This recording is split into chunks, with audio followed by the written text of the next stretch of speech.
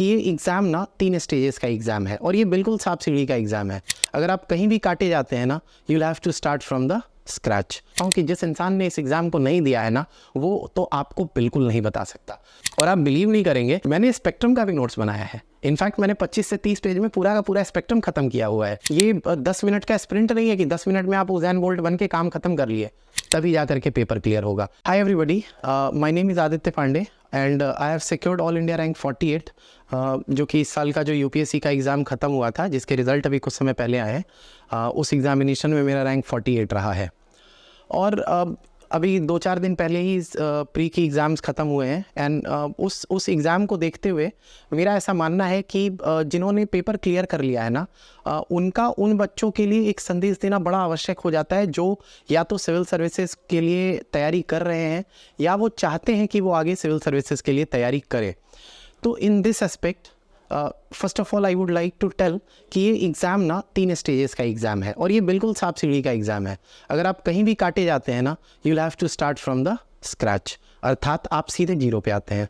तो सबसे पहले मैं बात कर लेता हूँ कि ये एग्ज़ाम 3 चरण का एग्ज़ाम है, which is 3 stages, which are 3 stages. The first stage is known as preliminary examination, also called प्रारंभिक एग्जामिनेशन, प्रारंभिक। जो दूसरा है वो मेंस होता है और जो तीसरा होता है वो पर्सनालिटी टेस्ट होता है, ऑल्सो जिसको हम हिंदी में कहते हैं साक्षात्कार।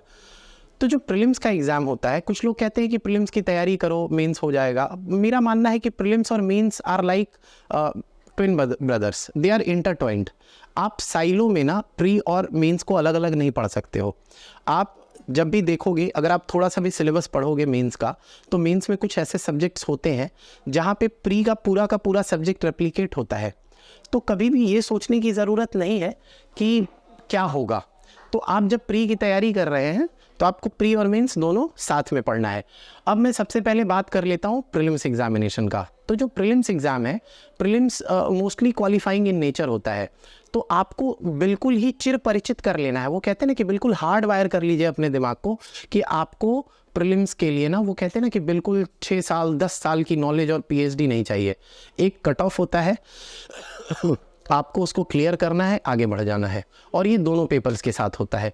एक का कट ऑफ ऑलरेडी डिसाइडेड है, which is highly qualifying in nature, जो कि सीसेट का पेपर होता है, विच चेक्स योर एप्टीट्यूड एबिलिटीज़।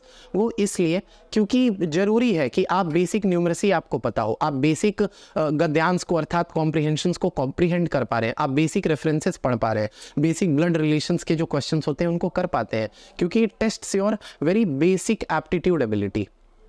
और सीसेट में जो क्वालिफाइंग का जो मार्क्स होता है, ये भी 200 नंबर का एग्जाम होता है। There are 80 questions, 2.5 each, so it goes around 200 marks. और हर क्वेश्चन के गलत आंसरिंग पे आपका नेगेटिव मार्किंग होता है और हर क्वेश्चन के सही करने पे 2.5 मार्क्स मिलते हैं। लेकिन चूंकि ये क्वालिफाइंग इन नेचर है, पहले से डिसाइडेड है, you only get to score 33.33%, which रफली कम्स टू 67 मार्क्स, 68 मार्क्स। तो अगर हम थोड़ा सा, वो कहते हैं ना कि एप्टीट्यूड पे थोड़ा कैलकुलेशन भी करें, तो even if you are going with only 30 questions, you are way more than cut off. अगर आप 30 क्वेश्चन भी, 80 में 30 क्वेश्चन भी, which is approximately 38-39% of the questions, अगर आप बिल्कुल सही करते हैं, 100% एफिशिएंसी के साथ करते हैं, आपको डरने की ज़रूरत नहीं है। लेकिन हाँ, मैं ये भी ज़रूर कहूँगा कि इस बार का पेपर थोड़ा टफर साइड पे था। अर्थात यूपीएससी आपसे सिर्फ एप्टीट्यूड की बात नहीं कर रही है, वो आपसे डिमांड कर रही है, वो चाहती है कि आप थोड़ा वक्त दें उसके साथ। But ultimately glitch is you have to only get 30 questions correct. और अगर वो 100% इफिशियंसी पे है, आपका स्कोर क्लियर है। तो उस सब्जेक्ट के साथ इतना फ्रस्ट्रेट होने की ज़रूरत नहीं है। You find the easy targets, go through the PYQs। अगर आप PYQs को अच्छे से कर लेते हैं तो यू गेट टू नो कि कुछ सब्जेक्ट्स, जो कुछ टॉपिक्स हैं, वो हाईली रिपीटेड इन नेचर है, जैसे number system, unit digits, finding the remainder method, या फिर बेसिक न्यूमरेसी का जो जिसको कहते हैं ना कि चेंजिंग द पैटर्न। अगर हम अल्फ़ाबेट्स के ऑर्डर को चेंज कर दें तो what would be the nature. अगर कुछ लोग बैठे हुए हैं, अगर हम उनके ऑर्डर को चेंज कर दें तो what would be the nature. ये क्वेश्चन हर साल रिपीट हो रहे हैं। तो मुझे ऐसा नहीं लगता है कि कोई चीज़ें बढ़ जाती हैं या परेशानी करेंगी। हाँ, ये अवश्य हो सकता है कि थोड़ा प्रश्न हार्ड हो सकता है, पर ऐसा नहीं हो सकता कि आप 30 से 32 क्वेश्चन 35 क्वेश्चन नहीं कर सकते हैं। इस मामले में मैं ये ज़रूर कहूँगा कि being on the social media, चूँकि मैंने इस साल का एग्ज़ाम नहीं दिया था but I had the privilege to go through the questions, मैं एक चीज़ ज़रूर कहूँगा कि आजकल के एजुकेशन इन्फ्लुएंसर से बचिए। ये एक मंजिल है तो रास्ते भी होंगे, और एक मेंटर भी जो मुश्किलों को आसान बना दे। नतीजे संयोग नहीं होते, दूसरों से बेहतर स्कोर होते हैं। GS Score, an institute for civil services. Good career is a process, and mentoring at GS Score is driven by primarily two objectives. One is empowerment, and another is excellence. This is what we are known for. कामयाबी की राह पर 1000 से भी ज्यादा निशान। GS Score।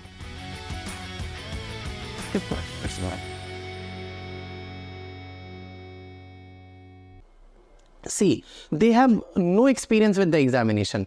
मैंने चूंकि एग्जाम दिया, मैंने क्वालिफाई किया, पर इसका मतलब ये नहीं है कि मैं, जिसको कहते हैं ना कि मैं बिल्कुल सबसे बड़ा टॉपर हूँ, आओ मैं ही बताऊंगा कि क्या होना चाहिए। लेकिन मैं अपने सब्जेक्टिव एक्सपीरियंस पे इतना जरूर बता सकता हूँ कि जिस इंसान ने इस एग्ज़ाम को नहीं दिया है ना, वो तो आपको बिल्कुल नहीं बता सकता। तो ऐसे एजुकेशन इन्फ्लुएंसर्स ना जो आपको भ्रमित कर रहे हैं, दिग्भ्रमित कर रहे हैं, जो दिख रहा है उसके बावजूद आपको दिग्भ्रमित कर रहे हैं, उनसे प्लीज़ बचिए। और आजकल ना ये फैशन हो गया है, तो मैं नहीं कहूँगा कि आप उनको सुनिए। अगर आप अपने आप पे कॉन्फिडेंट है, क्वालिफाइंग इन नेचर है, 30 क्वेश्चन 32 क्वेश्चन 35 क्वेश्चन आराम से करिएगा, आपका हो जाएगा। And that is highly easy to do that. आपको पिक करना है, निकल जाना है। जैसे चींटी गिरे हुए बालुओं में से चीनी ढूंढ के निकल जाती है, आपको उन पूरे 80 क्वेश्चंस में जो सबसे आसान है, जहां पे आपको लगता है कि these are my forte areas, आप उनको पिक करिए, क्वेश्चन को सॉल्व करिए। 2 hours is more than enough. 120 minutes बहुत होते हैं। कुछ क्वेश्चंस तो देख के बन जाते हैं। मैं ये नहीं कह रहा हूँ कि सबकी क्षमता सेम होती है, पर हाँ, अगर आप थोड़ा एफर्ट करेंगे, वो क्वालिफाइंग इन नेचर खत्म हो जाता है। सेकंड, हम बात करेंगे जीएस पेपर का। जीएस पेपर के बारे में थोड़ा मैं डिटेल में बात करूंगा, क्योंकि इसका कट ऑफ प्री डिसाइडेड नहीं होता है। It is highly adaptive in nature. It becomes relative to the number of aspirants who are giving the paper. और कितने बच्चे अपीयर कर रहे हैं, उनकी कॉम्पिटेंसी कैसी रही है, कितने क्वेश्चंस गए हैं, नंबर ऑफ सीट्स पे भी डिपेंड करता है। तो यहाँ पे थोड़ा ट्रिकी हो जाता है। But given the nature of the examination which is changing day by day, हर साल प्रश्न अलग अलग आ रहे हैं, हर साल प्रश्नों का जो नेचर है वो चेंज हो रहा है। बेसिक्स वही रहते हैं, प्रश्नों का जो नेचर है, जो स्वभाव है, वो बदल रहा है। तो इस बारे में ये बात करना इसलिए भी अति आवश्यक हो जाता है। तो सबसे पहले मैं बात कर लेता हूँ कि प्रीलिम्स जो है, प्रीलिम्स में जो GS1 है, विच इज़ जनरल स्टडीज़ 1, उसका भी एक कट ऑफ होता है। और पिछले कुछ सालों से अगर हम ट्रेंड देखेंगे, मैं ट्रेंड पे बात कर रहा हूँ, ट्रेंड इज़ जिसको कहते हैं ना कि हाईली परसीवेबल इन नेचर, तो हम ट्रेंड यही देख रहे हैं कि ट्रेंड पिछले कुछ सालों से गिरता जा रहा है।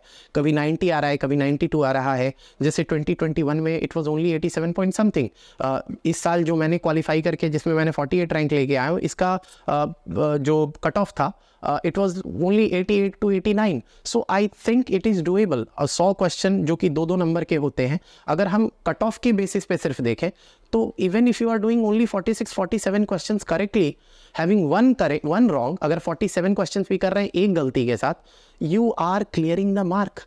बट ये पेपर का नेचर वैसा है नहीं, पर इसको वैसे समझेंगे भी नहीं। तो अब हम आ जाते हैं कि हमें पढ़ना कैसे होगा, हमारे बुक सोर्सेस क्या हो सकते हैं, हमें करंट अफेयर्स को कैसे डील करना है। तो मैं एक काम करता हूँ, मैं पूरा का पूरा टॉपिक्स को ना सब्जेक्ट वाइज डील कर लेता हूँ, सो दैट कि आपको भी, अगर आप नोट्स लेना चाहेंगे तो आपके लिए आसानी हो जाएगी और आपको समझने में भी आसानी होगी। तो सबसे पहले मैं बात करूँगा polity as a subject. Polity को हिंदी के छात्र इसे राज्य व्यवस्था के नाम से जानते हैं, जिसमें हम राज्य की सरकारों को डील करते हैं, केंद्र की सरकारों को डील करते हैं, उनके कॉन्स्टिट्यूशन को डील करते हैं, हमारे संविधान को डील करते हैं, हमारी जुडिशरी न्याय व्यवस्था को डील करते हैं। तो इसके लिए जो बुक मैंने प्रेफर किया था, वो मैं बता सकता हूँ कि वो थी M. लक्ष्मीकांत। बहुत प्यारी बुक है, बट इसको पढ़ने के साथ साथ आपको नोट्स बना लेने हैं। और मैं बहुत ही टाइम फ्रेम के साथ आपको बता रहा हूँ कि जो टाइम फ्रेम होना चाहिए ना, अगर आप एक सब्जेक्ट उठा रहे हैं, 1 सब्जेक्ट अ डे, तो ऐसा नहीं करना है कि 6 to 8 आवर्स ऑफ स्टडी सिर्फ और सिर्फ लक्ष्मीकांत करनी है। अगर आप डेली का 4 घंटा भी लक्ष्मीकांत को देंगे ना, तो मेरा मानना है, मेरा पर्सनली मानना है, 22 to 23 डेज में आपका पूरा का पूरा लक्ष्मीकांत खत्म हो जाएगा। और जब आप नेक्स्ट रीडिंग करेंगे तो my humble request to you all aspirants and whoever listening to me यही रहेगा कि आप उनके नोट्स को ना अपनी भाषा में, अपनी अंडरस्टैंडिंग, अपनी समझ के लिए बना लें, क्योंकि जो लक्ष्मीकांत की किताब है ना बहुत मोटी है। और अगर आप मेरे अलावा किसी और को भी सुन रहे होंगे तो वो ये भी कहेंगे कि आपको एनसीईआरटी भी पढ़नी चाहिए। मैं मना नहीं कर रहा हूँ, लेकिन मेरा ऐसा मानना है कि Laxmikanth suffices the very need of the examination, क्योंकि वहाँ पे सारी चीज़ें जो रिपीटेटिव इन नेचर होती हैं क्वेश्चंस में आप कर लोगे तो आपको ज़रूरत ही नहीं पड़ेगी। लेकिन हाँ, फिर भी आपका मन है, आपको लगता है कि आप एक फास्ट रीडर हो, आप फास्ट लर्नर हो, आप रिवीजन को फास्ट कर सकते हो, go through once, just go through once. You don't have to need making notes of NCERT, पर एक बार पढ़ लीजिए, क्योंकि पढ़ना never goes in waste। क्योंकि अगर आप पढ़ेंगे, आप कुछ स्टोरीज पढ़ेंगे, एनसीईआरटी बड़ी प्यारी लिखी हुई है, उनमें स्टोरीज होती हैं जिनका फ़ायदा आपको ऐसे पेपर में मिल जाएगा। अब आते हैं हम दूसरे सब्जेक्ट पे, जो कि होता है हिस्ट्री। हिस्ट्री को कह तो हम एक सब्जेक्ट देते हैं, लेकिन हिस्ट्री टोटल 4 भाग में होते हैं। पहला होता है आर्ट एंड कल्चर, कला। दूसरा होता है एंशिएंट हिस्ट्री, जिसको हम कहते हैं हमारा पुरातन वाला इतिहास। तीसरा होता है हमारा मिडिवल हिस्ट्री, जिसको हम कहते हैं मध्यकालीन भारत। और चौथा होता है हमारा modern India, which is nothing but the आधुनिक भारत। आर्ट एंड कल्चर के लिए एज सच में कोई किताब तो मैंने फॉलो नहीं की थी, लेकिन हाँ एक सोर्स मैं ज़रूर आपको सजेस्ट कर सकता हूँ। सोर्स के तौर पर अगर आपको उनका क्लास मिल जाए तो पढ़ लीजिएगा, क्योंकि I did not have the privilege to study from him. उनके शायद यूट्यूब लेक्चर्स 1-2 आपको मिल जाएंगे। उनका नाम है Prateek Nayak, he is an educator with the Unacademy. उनकी जो PDF है ना आर्ट एंड कल्चर की, आई डोंट थिंक कि इस बार भी जो क्वेश्चन पूछे गए थे ना, बेसनगर, भज, सेवाइड केव्स एंड ऑल एवरीथिंग, मुझे नहीं लगता कि जो पोर्ट सिटीज़ भी पूछी गई थी उनकी PDF से बाहर से थी। That PDF is like holy grail. That is highly compendium in nature, highly comprehensive in nature, and consists of all basic facts and all everything. So art and culture आप वहाँ से कर सकते हैं। इसके अलावा तमिल संगम वाला पार्ट है, जो हमारा वैगई सिविलाइजेशन है, वो आप तमिलनाडु की बुक से पढ़ सकते हैं। और जो बाकी का जो नॉर्थ वाला पूरा का पूरा पार्ट है, जिसमें हमें हड़प्पन सिविलाइजेशन पढ़ना है, वैदिक सिविलाइजेशन पढ़ना है, हरसा पढ़ना है, गुप्ता काल पढ़ना है, ट्रैवलर्स पढ़ने हैं, वो आप RS शर्मा की एक पुरानी बुक आती थी NCERT की, आप उससे पढ़ सकते हैं। अगर हम मिडिवल काल की बात करें तो मिडिवल का चेंजिंग नेचर होने के कारण क्वेश्चंस काफ़ी ट्रिकी होते जा रहे हैं, तो आप एक बार NCERT को पढ़ लीजिए और उसके नोट्स बना लीजिए। पहले मैंने तो उसके नोट्स नहीं बनाए थे, मैंने टाइमलाइन पे क्रिएट कर लिया था, पर जैसा अभी पिछले कुछ सालों से देखा जा रहा है उनके नंबर ऑफ क्वेश्चंस बढ़ रहे हैं, तो वो अगले साल वो ट्रेंड कंटिन्यू करेगा कि नहीं करेगा, नोबडी नोज। पर मेरा मानना है कि अगर UPSC ने प्रिस्क्राइब किया है तो ये कह देना कि अभी तक तुम नहीं पूछ रहे थे अब क्यों पूछ रहे हो, ये मेरा मानना है कि ये ज्यादती है। आप UPSC से क्वेश्चन नहीं कर सकते हैं कि आप क्यों मिडिवल पूछ रहे हैं, क्योंकि उन्होंने तो अपने सिलेबस में रखा है ना भाई कि मिडिवल हम रखते हैं।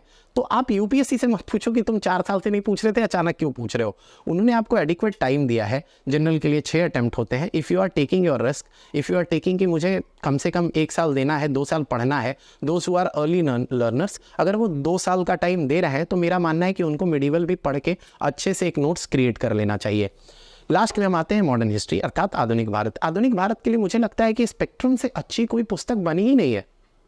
और आप बिलीव नहीं करेंगे, मैंने स्पेक्ट्रम का भी नोट्स बनाया है। इनफैक्ट मैंने 25 से 30 पेज में पूरा का पूरा स्पेक्ट्रम खत्म किया हुआ है। इट माइट सीम वेरी वो कहते हैं ना कि एम्बिशियस टू यू गाइज, आपको ऐसा लगेगा कि मजाक कर रहा है, बकवास कर रहा है, बट आई होप कि मैं चैनल के क्रिएटर्स को मैं दे दूंगा। इनफैक्ट वो उसका स्निपेट शेयर कर देंगे, देन यू माइट बिलीव। क्योंकि मेरा हाल ऐसा है कि मैं झूठ बोल नहीं सकता, मैं बहुत ही रियलिस्ट इंसान हूँ।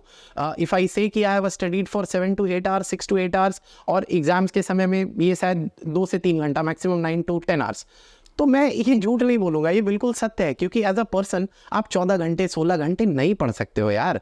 ये चीज़ें ह्यूमन, वो कहते हैं ना कि ह्यूमन एफर्ट्स के बाहर है। It's a long game, it's a long journey, it's a marathon. ये 10 मिनट का स्प्रिंट नहीं है कि 10 मिनट में आप उज़ैन बोल्ट बन के काम खत्म कर लिए। तो आपको एक लंबी जर्नी करनी है। लंबी जर्नी के लिए you need patience, you need stamina.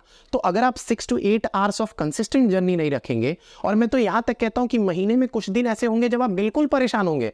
मैं अभी कह दे रहा हूँ, एज अ टॉपर कह रहा हूँ। एज अ टॉपर इसलिए नहीं कह रहा हूँ कि मैं आज रैंक ला रहा हूँ, इसलिए कह रहा हूँ। मैं एज अ पर्सन आपसे रिक्वेस्ट कर रहा हूँ, जिस दिन पढ़ने का मन नहीं करे मत पढ़िए, इंजॉय करिए, टेक योर टाइम, मस्त रहिए। लेकिन जिस दिन वो ब्रेक टूटा, जैसे ही आपको लगता है कि 2 दिन मैंने रेस्ट ले लिया, अब अगला 20 से 25 दिन कम से कम आप कंसिस्टेंट रहिए, 6 to 8 आवर्स ऑफ स्टडी बिल्कुल करिए। और अल्टीमेटली खुद को चीट नहीं करना है कभी, क्योंकि ये एग्ज़ाम ना आपका खुद का परिश्रम होना चाहिए, कोई और ये एग्ज़ाम नहीं देगा। मैंने भी एग्ज़ाम खुद ही लिखा था, ना तो मेरे दोस्तों ने लिखा, ना मेरे माँ पिताजी ने लिखा, लेकिन हाँ उनका योगदान जरूर रहा, वो हमेशा मेरे लिए सपोर्टिव रहे।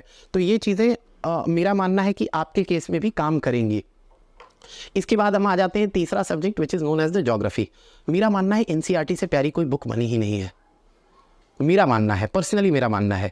और उनको भी आप बड़े प्यार से पढ़िए, बहुत ही पतली बुक्स है, एक दिन में रिवाइज हो जाएगी। अगर आप 2-3 दिन, 4 दिन, 5 दिन का टाइम लेके वन टाइम स्टडी कर रहे हैं, तो मेरा मानना है कि 11th-12th की एनसीईआरटी उठाइए और 11th-12th स्पेशली फिजिकल ज्योग्राफी, और 11th-12th की ज्योग्राफी को पढ़िए। 4-5 दिन का टाइम लगेगा, 7 दिन का, इनफैक्ट मैं कहूँगा 1-1 वीक का टाइम दे दीजिए। Take a spread of total 11 to 12 days, 11th-12th की बुक को खत्म कर दीजिए, उन्हीं में मार्क कर दीजिए। यहाँ नोट्स बनाने की ज़रूरत नहीं है, but still you would wish to make, you can, up to you, पर बनाने की ज़रूरत नहीं है। आप बना सकते हैं तो बना लीजिए, वो रिवीजन फास्ट हो जाएगा। इसके अलावा ना ज्योग्राफी में एक टॉपिक है जो कि आजकल बड़ा फैन फेवरेट हुआ पड़ा है यूपीएससी के लिए, वो है मैप का क्वेश्चंस। इनफैक्ट आजकल आईआर इतना ज़्यादा डायनेमिक हो चुका है, हमारा जो इंटरनेशनल रिलेशन है इतना डायनेमिक हो चुका है, श्रीलंकन क्राइसिस हो चुका है, हमारा पड़ोसी देश पाकिस्तान आर्थिक तंगी से जूझ रहा है, बांग्लादेश आर्थिक तंगी से जूझ रहा है, नेपाल में प्रॉब्लम्स चल रही हैं, रशियन यूक्रेन वॉर हो रहा है, ऑयल की प्राइसिंग्स बढ़ रही हैं। तो इस बदलते परिक्रम में ना मैप का यूटिलिटी बहुत हाई हो गया है। इनफैक्ट पिछले से पिछले साल में पेपर थे, इस साल भी बहुत सारे प्रश्न थे, if I am not wrong. Since I had the privilege to go through the paper, I had not given the paper but I saw the paper. उसमें भी मुझे बहुत सारे क्वेश्चन थे जो कि एक यूक्रेन रिलेटेड था, समथिंग लाइक दैट। तो मुझे ऐसा लगता है कि मैप बहुत आवश्यक है। उसके लिए मैं कहूँगा कि एक फ्री है यूट्यूब, एक फ्री कोर्स वहाँ पे आपको मिल जाएगा। I think the educator name is Sudarshan Gujjar. उनकी 15 वीडियो हैं जो कि पूरा का पूरा इंडियन मैप को डील करती हैं, जिनमें आपको पूरा का पूरा माउंटेन मिल जाएगा, रिवर मिल जाएगा, रामसर साइट्स मिल जाएंगी, नेशनल पार्क मिल जाएगा। इनफैक्ट कुछ टॉपिक्स तो आपके इन्वायरमेंट के भी कवर हो जाएंगे वहाँ पे, which are highly map based in nature. मैं आपको कहूँगा डेडिकेटेडली पढ़िए, मजाक मत करिएगा। जब वो पढ़ा रहे होते हैं वो आपको रटवा देंगे इस चीज़ के लिए। इनफैक्ट आई एम हाईली, वो कहते हैं ना कि मैं शुक्रगुजार हूँ कि उन्होंने वो फ्री लेक्चर पूरा का पूरा मैप उन्होंने पढ़ा दिया। So I owe my success to Sudarshan Gujjar also. और उसी तरीके से उन्होंने 15 वीडियोस उन्होंने वर्ल्ड मैप का भी बना दिया। इस तरीके से आपका जो तीसरा पार्ट था ज्योग्राफी और मैप का, ये खत्म हो गया। इसके बाद हम बात करेंगे इकोनॉमी का। Since economy is highly static in nature, क्योंकि इन्फ्लेशन का कॉन्सेप्ट चेंज नहीं होता, डिफ्लेशन का कॉन्सेप्ट चेंज नहीं हो सकता। बहुत सारी जो कुछ चीज़ें हैं हमारी अगर स्टैट्यूट्स में चेंज होती हैं तो हाँ, हमारी कुछ नई बॉडीज़ क्रिएट हो सकती हैं, वो हमें करंट अफेयर्स में मिल जाएंगी, जिसको हम आगे डील करेंगे कि कैसे करना है। तो चूंकि स्टैटिक इन नेचर होता है, तो यूट्यूब पे ना आपको बहुत सारे कोर्सेज मिल जाएंगे जो कि फ्री में पड़े हुए हैं। In fact one of the best educators on the YouTube channel is Mrunal Patel. उनका पूरा का पूरा 2015 से 17 तक का इकोनॉमी पढ़ा हुआ है, और मैं कहूँगा कि मैंने तो वहीं से पढ़ा। Since I had basics from my IIT days also, चूँकि मैंने MBA किया है IIT रुड़की से, तो थोड़ी बहुत तो बेसिक्स मेरी क्लियर थी, तो I had no issues. But हाँ, मुरनाल सर के नोट्स बहुत हैंडी थे, मतलब मैंने उनको पढ़ा और मुझे बहुत हेल्प किया। तो मुन्नाल सर के नोट्स आप पढ़ सकते हैं, आप उनके वीडियोस देख सकते हैं। Despite having 9 to 10 years old videos, वो आज भी बहुत रेलिवेंट है। But still there is a word of caution, कुछ चीज़ें चेंज हो रही हैं, चीज़ें अनसर्टेन हो रही हैं, वो का वर्ल्ड में आपको के कर्व मिल जा रहे हैं। तो ये सब तो कॉन्सेप्ट्स है, ये बढ़ते रहेंगे, करंट अफेयर्स में डील हो जाएगा। इसके बाद हम बात कर लेंगे साइंस एंड टेक की। साइंस एंड टेक, मेरा मानना है कि अगर आप 6 to 10th, कम से कम 6 to 10th की साइंस पढ़ लें, बहुत ही आसान होती है। 3-3 दिन 4-4 दिन लगा करके पढ़ सकते हैं, तो 12 से 15 दिन में पूरी की पूरी 6 to 10th की साइंस खत्म हो जाएगी, बेसिक्स कवर हो जाएगा।